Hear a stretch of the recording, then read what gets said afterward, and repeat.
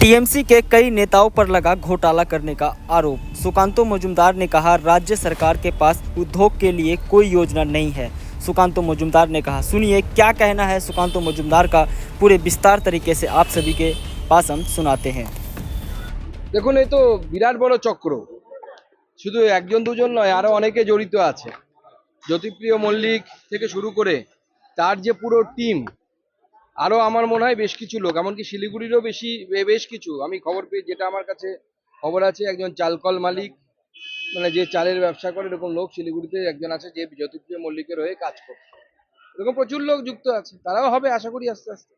দেখুন এখন গোটা রাজ্যে ব্যবসা বাণিজ্য তো কিছু নেই, চাকরি বাকরিও নেই, শিল্পও নেই।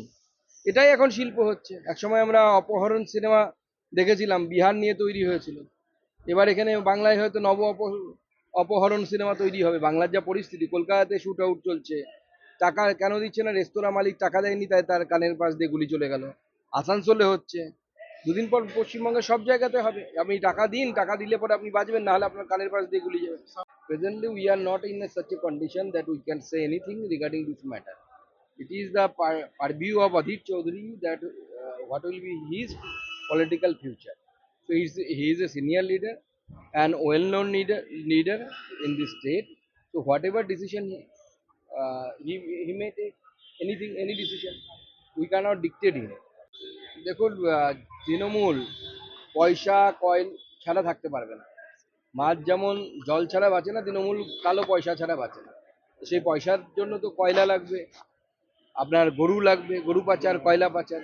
আমাদের আজকে এখানে কর্পোরেশনের ডেপুটেশন আছে, ঘেরাও আছে, আমাদের জেলা সভাপতির নেতৃত্বে করবে। আমি তো শুনে অবাক হয়ে যাচ্ছি যে ডেপুটি মেয়রের নাকি 1,500 কোটি টাকার সম্পত্তি, যেখানে টাকার অভাবে শিলিগুড়ি কর্পোরেশন কাজ করতে পারছে না নাকি, টাকা নেই নাকি? ডেপুটি মেয়রের 1,500 কোটি টাকার সম্পত্তি হয় কি করে? মানে শিলিগুড়িতে কি এরকম কোনো শিল্প আছে যে শিল্পের মালিকের 1,500 কোটি টাকা থাকতে পারে? আমি মানে নিশ্চিতভাবে আমি নিশ্চিত যে এই টাকা জনগণের টাকা লুট করে খেয়েছে।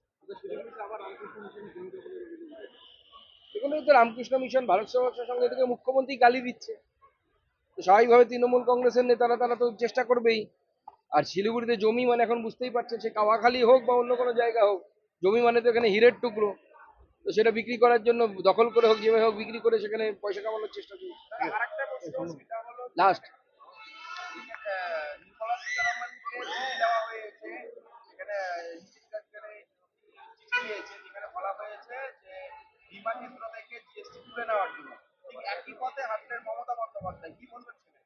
দেখুন জিএসটি কোথায় থাকবে, অর্থাৎ কোন জিনিসের উপরে জিএসটি লাগবে কি লাগবে না, সেটা কিন্তু ঠিক হয় হচ্ছে জিএসটি কাউন্সিলে।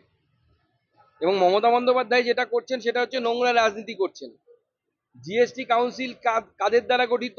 সমস্ত রাজ্যের অর্থমন্ত্রী এবং মুখ্যমন্ত্রীরা জিএসটি কাউন্সিলের সদস্য। শুধু তাই নয়, ভারতবর্ষে যখন প্রথম জিএসটি কাউন্সিল তৈরি হয়েছিল, তার মাথায় ছিলেন মমতা বন্দ্যোপাধ্যায়ের ডান হাত তথা পশ্চিমবঙ্গের তৎকালীন অর্থমন্ত্রী, আমি নামটা ভুলে যাচ্ছি ওনার এখন, তিনি ছিলেন হচ্ছে অসীমবাবু, না অসীমবাবুর আরে নামটা ভুলে যাই হোক, তিনি ছিলেন হচ্ছে অমিত মিত্র। অমিত মিত্র ছিলেন হচ্ছে জিএসটি কাউন্সিলের চেয়ারম্যান। তখন সেই জিএসটি কাউন্সিল অমিত মিত্রের নেতৃত্বে ঠিক করেছিল কার উপরে জিএসটি লাগবে। এখনো তাই, এখনো জিএসটি কাউন্সিল মিটিং এ বসে, সেখানে রাজ্যের প্রতিনিধি থাকে, পশ্চিমবঙ্গেরও প্রতিনিধি থাকে, তারা ঠিক করে যে কোন জিনিসের উপর জিএসটি লাগবে, কত % জিএসটি লাগবে। কেন্দ্র সরকার ঠিক করে না, সবাই মিলে সেখানে ঠিক হয় সমস্ত। কারণ জিএসটির ভাগ দায় কেন্দ্রের ঘাড়ে পড়ে, ভাগ রাজ্য নেয়। এবং জিএসটি বাড়ার ফলে বা জিএসটিতে রাজ্যের রোজগার বাড়ার ফলে রাজ্য সরকারটা কোনো রকমের টেনে টুনে চলছে।